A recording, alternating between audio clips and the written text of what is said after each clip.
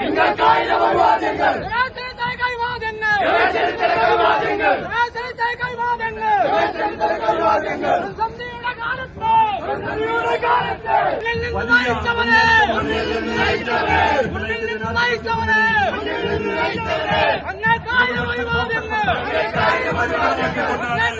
ഐക്യജനാധിപത്യങ്ങളെ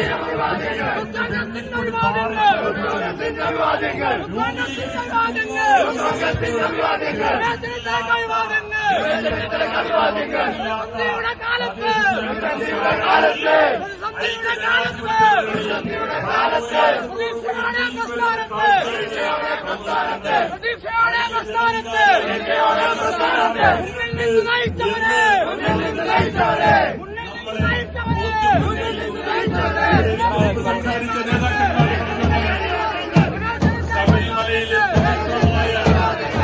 സ്വാമി അയ്യപ്പന്റെ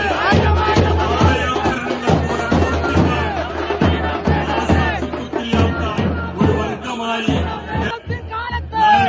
അതുപോലെ തന്നെ ഈ ജാഥ ഉദ്ഘാടനം നടത്തിയ KC വേണുഗോപാലും ഈ ഉദ്ഘാടന വേദിയിലേക്ക് കടന്നു വരികയാണ്.